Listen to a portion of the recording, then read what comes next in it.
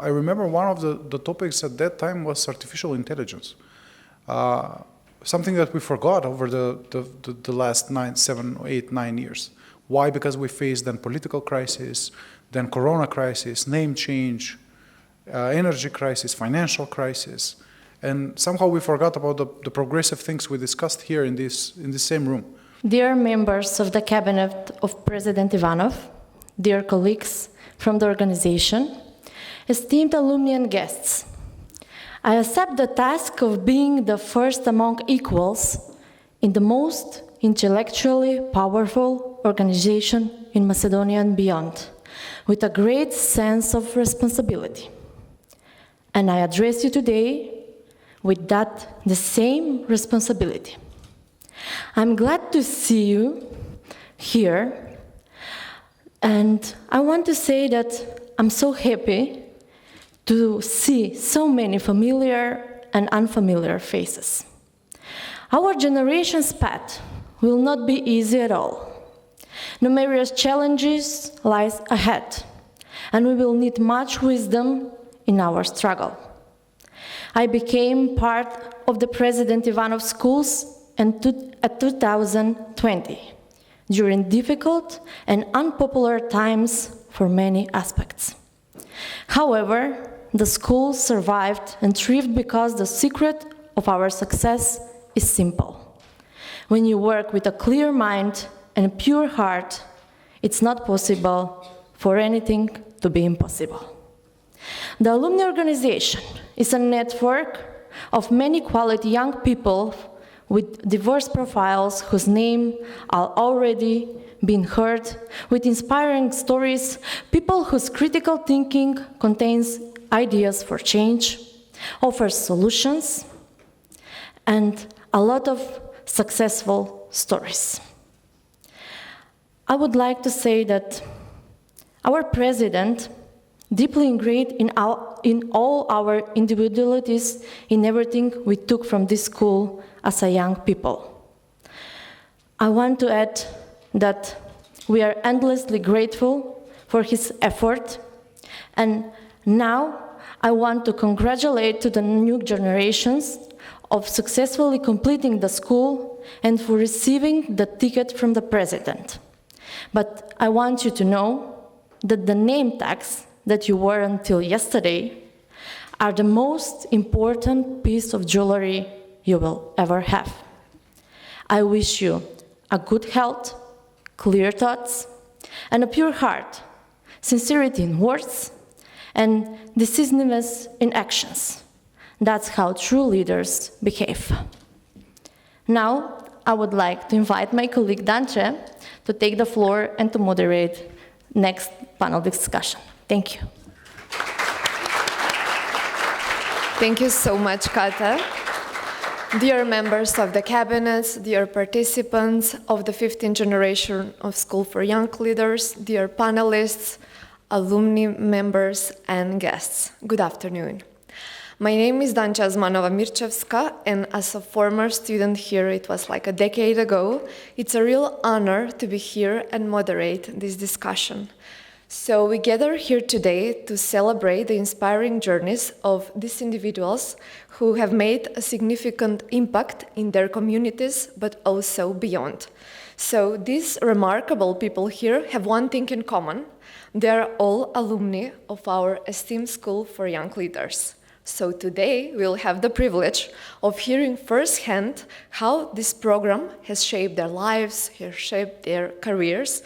We will hear their personal stories, the challenges they faced, the lessons they learned, and the accomplishments they have achieved. So at the end of this discussion, we hope that you will get valuable insights into the power of leadership and the positive impact it can have on our world. And hopefully go home inspired and ready to embrace your own leadership potential. So please join me in welcoming our esteemed panelist, Stefan Andonovski, Minister of Digital Transformation. Round of applause, please. We have with us Maria Ushkovska, Assistant Professor in the International Balkan University. Adediran Adedapo, Business Development Manager. And Anastasia Ilievska, editor, journalist, and public speaking and body language expert. So first of all, I will start with the Minister Antonovsky. So Minister, a decade ago, too, you were a part of this school for young leaders, right? So what have you learned from this school that prepared you for the challenges of leading the first Ministry of Digital Transformation in Macedonia? And looking back, how did your experience here in the school prepared you mentally and emotionally for the challenges you're currently facing in your role? Thank you very much, and thank you very much for the invite. Dear friends, first, and then colleagues, it's been a while, you know, and it was in the same room that we were together that 2015 when political crisis was looming above the country, but no one actually at that time believed that the country will go in a wrong direction after that year. And in those moments, here in this room, you would see people speaking about the future that we were aspiring, not only aspiring to become part of, but also that we were part of. So I remember one of the topics at that time was artificial intelligence. Something that we forgot over the last 7, 8, 9 years. Why? Because we faced then political crisis, then corona crisis, name change, energy crisis, financial crisis. And somehow we forgot about the progressive things we discussed here in this same room. I remember one of the topics that we discussed with President Ivanov in the process of applying, because he wanted to see us all in the process of applying to the school, was actually the power of the sound, for example, and the power of radio frequencies. And all these topics somehow were forgotten over the years. What I remember most and what has led my life after that, that year we had the study visit that is usually organized by the school, and it was in Mala Prespa and Golo Brdo in Pustec. And it was a year in which we discussed together with the people living there, the Macedonians living there, about their life in Albania, but also about how the country can help further, because the question was further. The topic was not helping the country, because all of these people, usually the youngsters, were studying in the University of Skopje, had some scholarships that were coming to study in the country, got their ID cards to be able to do businesses in this region. And we were discussing how many books, new books they would need. The president was engaged himself and called the Minister of Education at the time, bringing some books. And what happened 10 years after? Last year, I'm hearing that many of those people in the census in Albania signed as Bulgarians. And then the number of Bulgarians rose from approximately 100, 200 in Albania to 7,500. So you've seen, I feel that somehow we deteriorate in all these years. And this school was so progressive at the times that it opened topics that were forgotten since then. And then today, I hope finally we can open these topics again. And that's why I'm very happy that you're discussing this year, especially you're discussing the topic of peace, something that is instrumentally important in the years that we're living, because no one would have expected a war only a couple of thousand kilometers from here. And I hope that you discuss these topics, because this school has always been about something different, something more, something out of the ordinary. I'm very happy to say this, and it's not just because I'm here, that half of my cabinet and the people that are my closest associates were also part of the school, are also alumni of this school. It is very interesting to see that almost in every ministerial cabinet, I see Kata here, almost every ministerial cabinet, there is a person that comes from this school, that has passed time that in the school. From my generation, I don't see them today, but we have a mayor of a municipality in Macedonia. I have a very close friend. We became friends here at the school. We opened a non-governmental organization right after the school. He is now one of the core people of the Council of the Court of Human Rights in Strasbourg, Christian. a fantastic group of people that was part of my generation, but also the generations to come, because I almost know from every generation I at least know 2 or 3 people. So in essence, I would conclude with this: the combination of people, but especially the topics we discussed at these events, and not only in this room but also outside, the coffee breaks and the drinks breaks and the lunches and the dinners, were something that is always stayed here, especially having in mind what happened after that 2015 and the years that brought very negative energy. This was some kind of a positive beacon that was going on every year. And I'll mention only this: the 50th anniversary we did in Struga, and Kata also mentioned it was, those were difficult times, 2019, 2020. But again, you will feel the energy in those discussions. Even though how much marginalized we were as alumni of this school, we still had these discussions of these great topics. So I'm very happy that you have this great topic of peace this year, and I hope next year and the year after we'll talk about Internet of Things, artificial intelligence, machine learning, again, the topics that this school really can bring about. All right, this was a really thought-provoking response. Yeah, deserves an applause. Thank you so much, Minister, for sharing how your time here has equipped you with the mindset and the skills that you currently need in your role. So next up, we have Professor Mara Ushkovska, who leads by example with her leadership principles. So Mara, here's my question to you. Do you believe that success is a precondition for leadership? Do these two concepts always go hand in hand, or are all successful people are good leaders? And what does it mean to be a leader in the real world, according to you? What do you think? Thank you, Dacia, for the question. Thank you for the invitation. It's a pleasure to be here. It's an interesting concept, success and leadership, because we usually, when we talk about people in leadership positions, they tend to be successful individuals in their own field. So there is a legitimate connection between the two, being successful and being in a leadership position. However, I don't believe that every single successful person is also a good leader or a leader to begin with. Why? Because the word leadership stems from, to lead. In order to lead, you need to have someone that follows, or someone who is inspired by you, someone who is assisted and helped in their own success story through you. If you've established a great business and you're doing well, congratulations, yes, you are a successful person. But unless you've actually assisted your employees or other startups, people with ambition to lead them on their own individual path of success, then you're not necessarily a leader. You're just a successful person. So there should be, I guess, a distinction between the two concepts. While they are connected, it implies a certain level of responsibility on the successful people to lead the path forward for those newer generations or people coming after them. For example, if, as I said, if you're a successful businessman, what are you doing to improve the lives of your employees and their working conditions, or to inspire them to be their best professional selves? If you are a government official, are you simply interested in self-promotion, or are you interested in leaving a mark for the future generations of your community or of your country?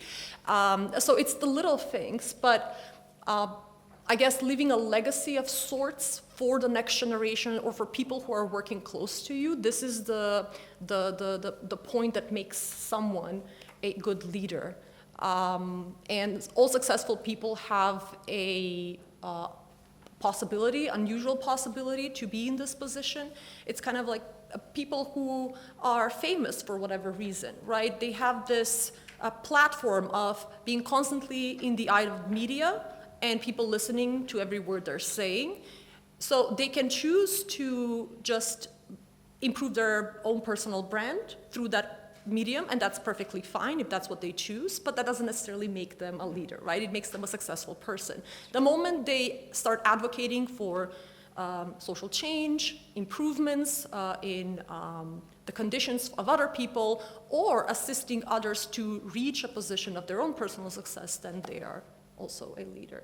And this is something that I was discussing, interestingly enough, during the oratory evenings, the public speaking competitions we were having at the Ivanov School of Leaders back in 2012 when I was a participant.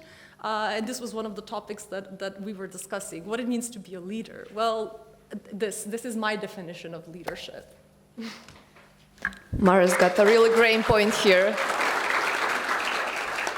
So, Adetiran, what do you think? Some people believe that leaders are born, and others believe that leaders are made. What is your perspective of development on leadership qualities, and how do you think that these leadership qualities can be nurtured and can be enhanced? What do you think? Thank you very much for this opportunity to be here. I'm very happy to be here. I'm thankful to President Ivanov for the invitation and the alumni. It's good to sit with the minister, professor, and someone in journalism. So, okay, I feel good about that. I'm an entrepreneur, so I'm going to look at leadership in an entrepreneurial scope. Like, I'm putting that in the context. Well, are leaders made, are leaders born, or are leaders just trusted upon? You know, from a word of Shakespeare, it says, some are born great, some achieve greatness, and some have greatness thrust upon them.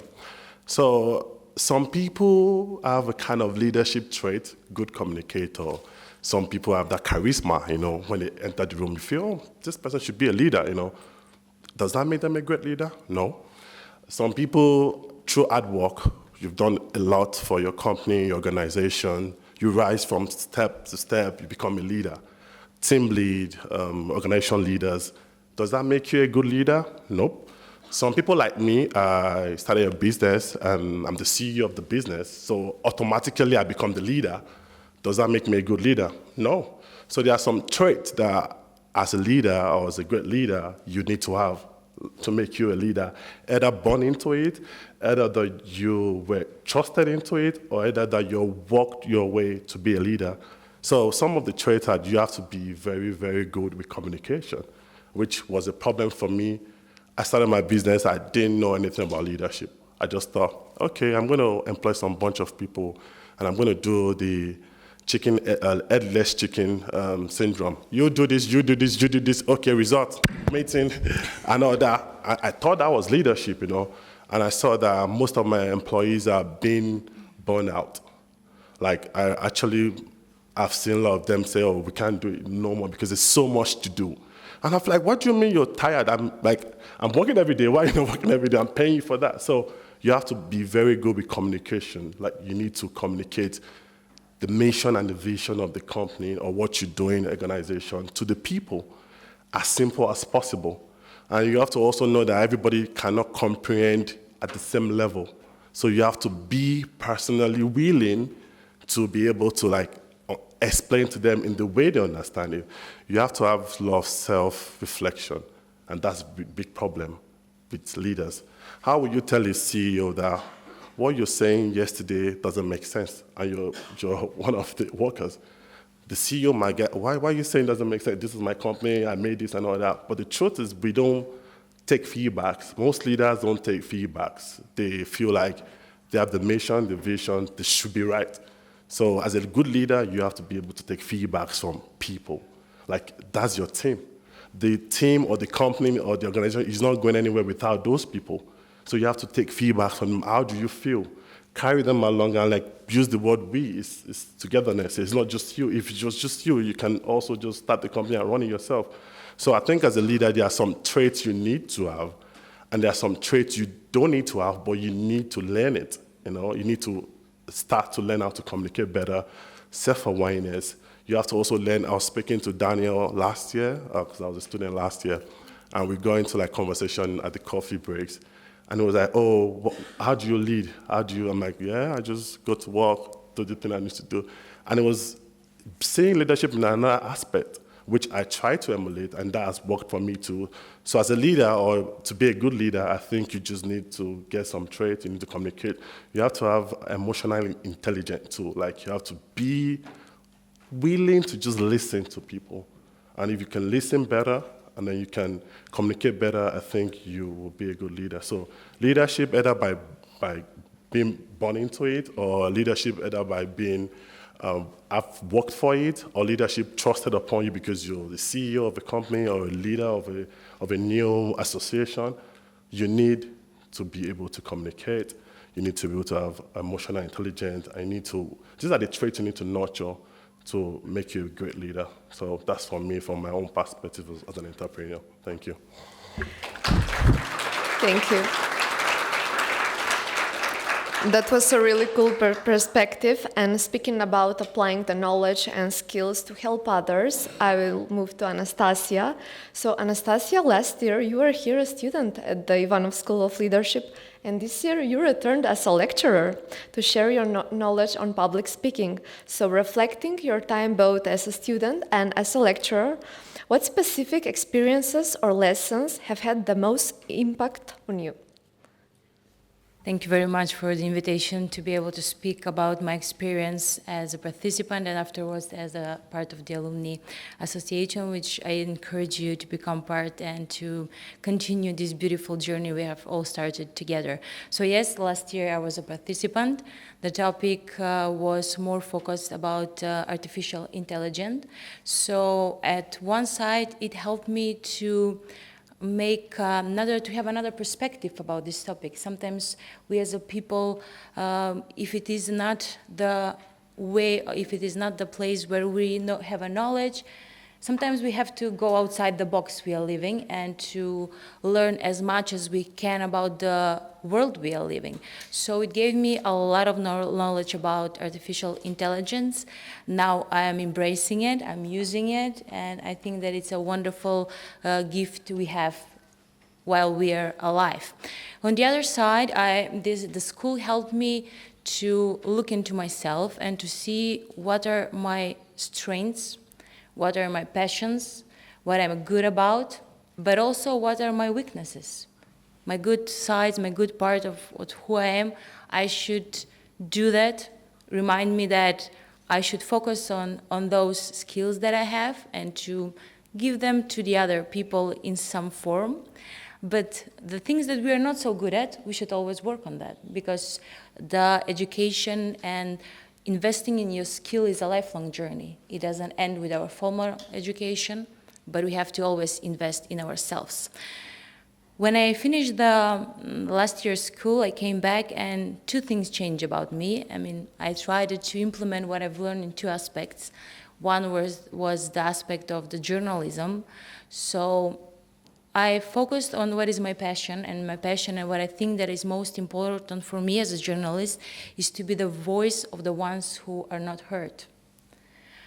That's why I focused on the topics that were not so good investigated or presented to the public of Macedonia.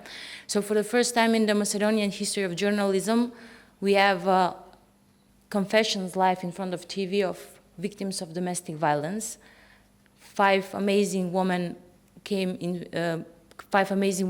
confessed what they experienced in their homes, but also as challenges with the institutions. So that was one thing that encouraged me. The way they had trust in me that I will do the good job was I was very thankful for that opportunity. And I think that after that, a lot of things changed because a lot of people and journalists started to get interested in what is happening in the institutions, what is happening, because the things weren't good.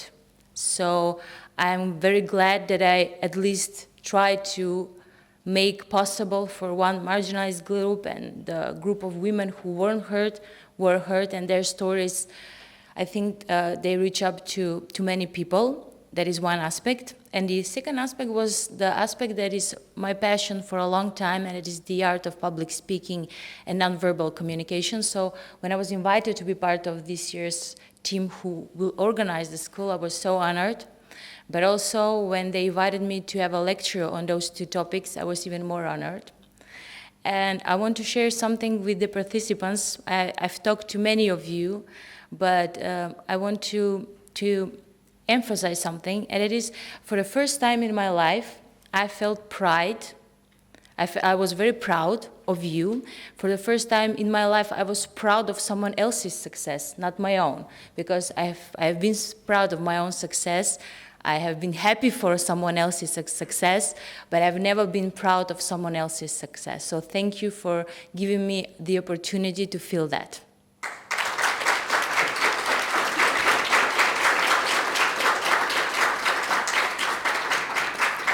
Yeah, it's truly inspiring to hear how you give back to the school and the community, and how the school played a huge role in your own development. So I'll be ready to move to the next round of questions. So I'll start with Minister Andonovski. Yeah, I know it was a long time ago, but can you share with us what are your most memorable experiences from the school? And most of all, what advice would you give to this new amazing generation of ISLA leaders? Thank you very much. It wasn't so long ago. I can't remember. Only 9 years ago. No, it was a memorable event. It was a bit better than what these guys today are doing, because it was 2 weeks long. So we had a lot of time to hang out together with the people there. And we forged some friendships that are still around. I met a guy that was part of the school at the time. I met him in Washington a month ago. I was giving a speech at the Johns Hopkins University, and familiar face in the second row. I didn't expect him. And he's coming to me after the event and saying, "I'm Philip, do you remember me being at the school?" I said, of course I remember. And then he told me a story of what he did after. He got married, he had moved to the States, he now works for one of the State Department agencies. So he's doing a very good job. And we're reminiscent of what we were doing here, and how important these friendships that were forged at the time are becoming. So I would say maybe the first most important thing, takeaway from the school, is the colleagues and the network being built. And maybe the first thing that I always say to people when they are asking me should they apply to the school for the next year is, of course, mainly because of the people. Not only the group that you're in, but also the people that speak to you, the topics that are covered, but the people stay. These contacts usually stay. As I mentioned in my previous answer, the generation that I was in is now very active politically, in the business sector, home and abroad, in legal spheres. And those friendships that we formed there then are fruited into our professional lives, professional careers, in terms of our professional personal development, and also as groups, as I mentioned, the NGO, but also the political partnerships, now the success of the people that were part of the school. So my first takeaway is, really form these friendships here, and let them brew for a bit, because usually after the school you need, a month or two to reposition yourself in the society that you already live in. But then after that, then it continues. I remember that right after the school, it was the 6 of us coming from the school. We were going out almost every night together. It was the late of August, so it was, you had plenty of time. We were in between jobs. And those kind of, friendships stay. So my first and main takeaway is just remember who you are with here, and use the opportunity here to make these friendships. The second aspect is probably you will breathe leadership after this event. Not because of the theories you hear, not because of the topics you cover, the characteristics or the PowerPoint presentations that you see, but because you start thinking about philosophically. And because you start internally analyzing the aspects that you are missing as a person, and then you start building them. At least what I did, these 2 weeks here made me realize that there are aspects that I'm very good at, but there are also aspects that I'm, lacking, as Anastasia mentioned. There's some very good things about me being in a leadership position, or I thought that I'm in a leadership position, but also there are many aspects that I'm missing. There are many challenges, the personal challenges that I'm facing. And the days here opened the door for it, or opened my mind to think about all these issues. I remember we had I think he is the now former Israeli ambassador to Macedonia. He was based in Belgrade, but he was very often a speaker at this seminar.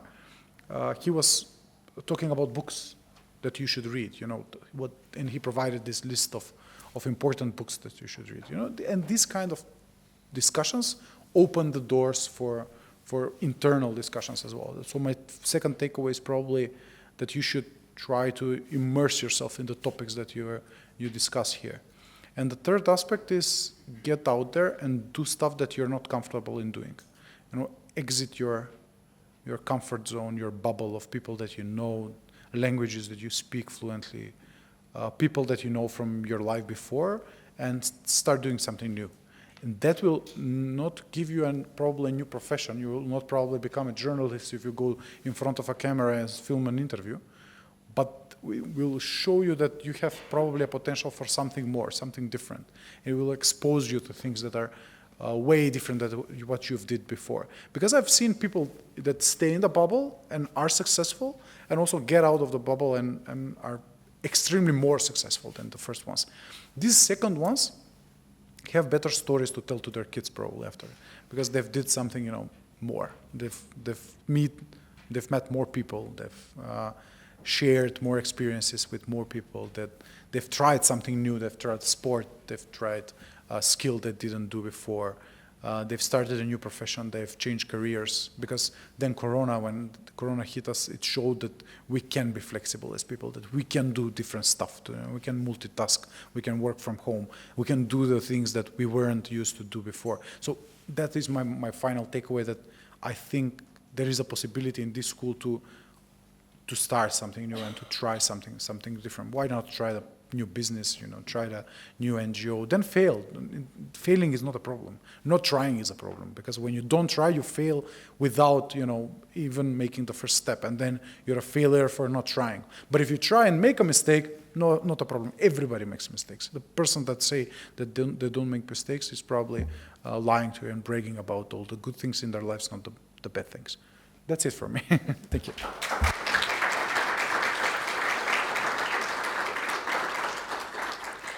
Thank you, Minister Andonovski, for sharing your takeaways. And I don't doubt that the networking here will continue in the outside world, because we've seen the pictures and videos. So let's now turn our attention to Mare. And Mare, as a professor, how do you see the leadership role that educators like you can play for younger generations? Okay, interesting question. At the end of the day, the students are the judge of whether or not we're doing a good job. But as a professor, you're virtually serving two roles. The first one is a lecturer, where you're teaching students regular courses that they need to know for their future profession. That's number one. And the second role is that of a mentor. Now, what we want to see in young people, and the nature of my job is such that I work with young people all the time, what we really are looking for is to see, number one, ambition, and number two, hunger for knowledge and success. The moment we spot that in a student or a group of students, then we can take on that role of mentor, which involves so much more than just being, their day-to-day lecturer. I'm a strong believer in the concept of paying it forward. I was very fortunate when I was a student myself. Great dreams, goals, but you don't really know how to achieve them, or you need help or assistance from one of your professors. They were there for me. Many, not all, but many were there for me, whether to give me a recommendation or to lead me towards the right, school, or to give me a word of encouragement or advice. They were there for me, and they've helped me. Some of them have really helped me open doors and achieve my personal goals. So now that I'm on the other seat, I'm in the other role, I try to do that for my students as well. Whether or not I'm successful at it, my students can judge. I do try. That means that we do have a responsibility. It's not just whether you want to assist future generations, it's your responsibility to help them. But they need to be ambitious in the first place. They really need to want it, and then you can be there to, teach them from your own mistakes, number one. For example, if I know something didn't work or won't really be the path toward the goal they're trying to achieve, then I can guide them toward, what summer school or what winter school would be beneficial for you personally, because this is what you want to achieve. I can be there to guide them towards the best scholarship opportunities or master studies or PhD opportunities. open their prospects because they might not know or they might not get the information that I'm getting in this stage in my life. So it's my duty to provide students who really want to achieve and they are capable to help them the best I can, the same way I was assisted when I was in their shoes. It's important to pay it forward to the next generation, and in such a way you're kind of creating, I guess, a chain of good deeds that will remain as new people, new generations come about. I don't know if that answers your question, but that's kind of my idea of how we as educators can be there for the younger generations. On a more personal level, less related to career prospects or career ambitions, we are also there to support them emotionally, psychologically, if they're dealing with something. We all know we've been through some difficult periods in our life, which can be especially daunting when you're relatively young and inexperienced. So knowing that you have a professor who can also serve as a mentor or a guide or an advisor to you during those difficult periods, and us to be able to identify when some student is struggling, I think that's also an important role that we can also hope and try to play and help the newer generations. Yeah, thank you.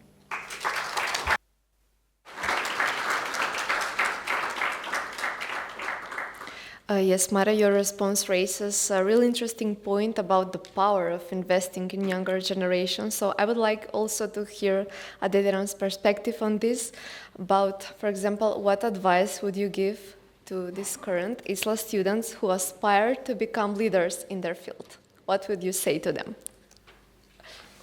Okay, the first question would be, why do you want to be a leader? Why? Like, do you want to be a leader because you want to boss people around? Do you want to be a leader because you think it's very cool? Those are the questions that should come in your mind first. The purpose of you being a leader is to give. You're giving part of what you're learning to other people. You're making them better persons. So that's, if you want to be a good leader, or you want to lead anybody, that should be the first thing you ever think about. And I want to emphasize on what this school did for me last year. You know, it was amazing to be here. At December last year, I was about to start a new startup, a digital marketing company. And then I was talking to the CTO and the tech guys, back end, front end, and we're just talking about the way we want to create this amazing application.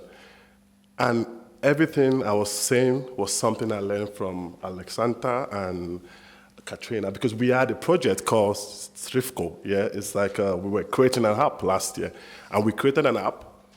Though we didn't win the competition, we were second, but we created an app just in 4 days, and we're just like 6 people. Boris was also there, so we're like 6 people creating an app. I don't know anything about tech.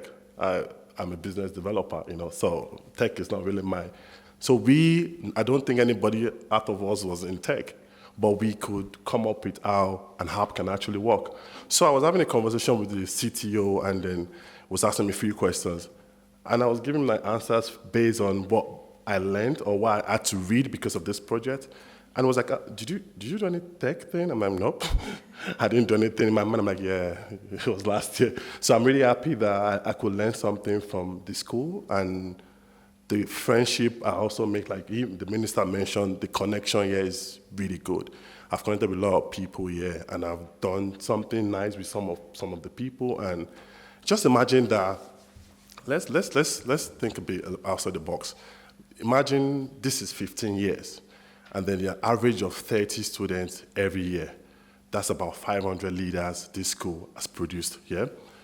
Imagine there are 10 president or organization who have the same kind of incentive to do. That means 10 times 500. That's like, you know, the numbers of leaders that will come out every year.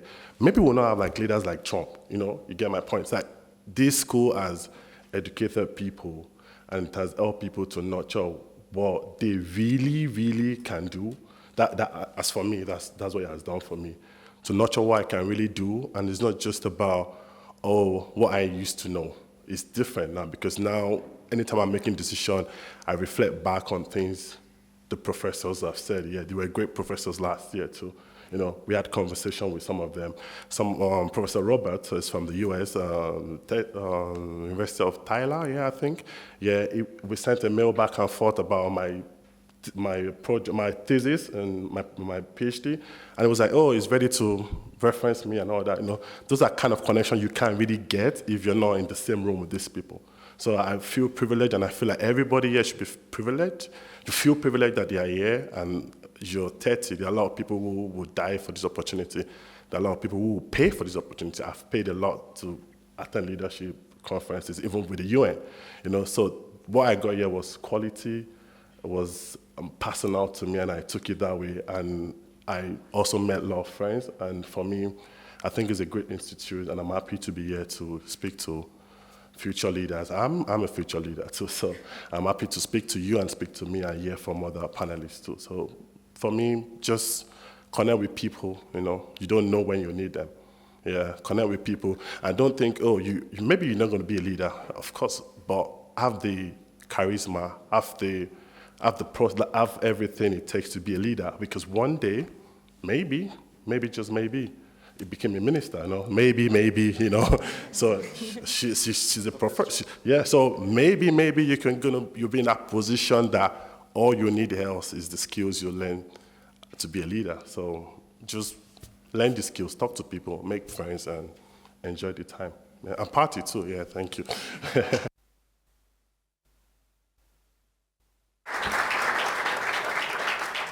Yeah, I just want to add, Adadapo reminded me, we were having a conversation yesterday about how you learned about the school of President Ivanov, and then I spoke to a couple of other participants for this year's school who came, and all of you were recommended to come here and attend by your professors. Yes. So there you go. Professors are doing community service by informing people with lots of potential and lots of qualities about the good schools that are out there. Otherwise, you would have missed out on an amazing opportunity. Yeah. Yeah, exactly on point. So yeah, at Adapo you got some really quite good advice there, and we can tell you're good at math too. So I hope that our leaders will listen to your wisdom and apply it into their journey. So to wrap this up, let's hear what Anastasia has to say. So Anastasia, as a really successful alumna of this School of Young Leaders, what inspiring message would you like to share with the new generation? And what advice can you offer them from your experience, how they can make the most out of this educational journey and prepare themselves from potential leadership roles in the future? Thank you for the question. Well, the first thing that I would like to say is that there is only one investigation in our life that will always pay it off, and that is investment in ourselves. That is something that for sure will pay it off and will have will have something good in our life. That will be something that I would firstly set, and following my advice, I have do that my entire life. Anything that I can do to be better, to have better skills, potentials, to work on my potentials. So that will be probably my first message, to always invest in themselves. Rather than if it is a knowledge, skill, friendships, because that is also investment in themselves. And the second thing, well, life is not always rainbows and butterflies. There are hard times. We will have a lot of hard times, and we will meet hard people who will give us hard times. But even in those hard times, we should always remember who we are, to stand up for ourselves, and even most importantly, to stand for the ones who are weaker, whose voice cannot be heard, and while doing that, to help live in a better world. To me, that is one of the essentials of the life. So I will be very short and wrap it up. Always invest in yourself, and when the hard times and the hard people came, always stand up for yourself and stand up for others.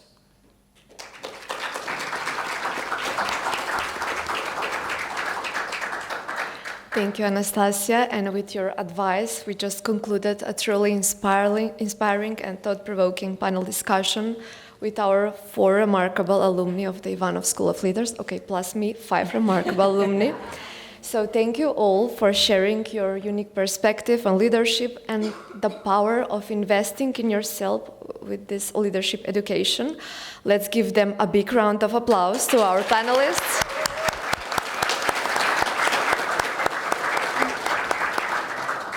So before we conclude, I would like to invite Andrea Iluska, the manager of this amazing welcoming hotel, to wrap up this discussion. The floor is yours.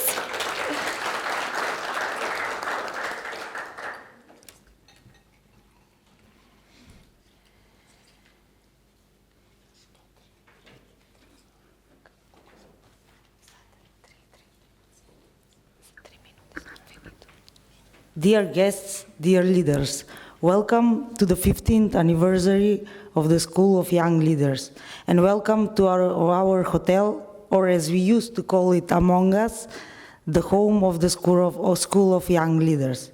This alumni association was built on the foundation of leadership, vision, and commitment to bettering ourselves and our communities.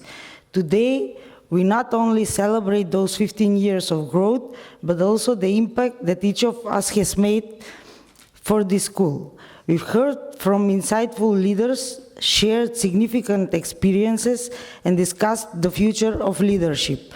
But most importantly, we've strengthened the bond that have made our community of young leaders so unique. As Vice President of this remarkable organization, I'm proud of what we've achieved together, but even more excited for what's to come in the future. Let's carry forward the spirit of collaboration, learning, and innovation that has brought us this far and continue to make a positive impact for the years to come. Thank you all for your dedication. And here's to the future of our ISLA Alumni Association and the leaders we are shaping for tomorrow. Thank you.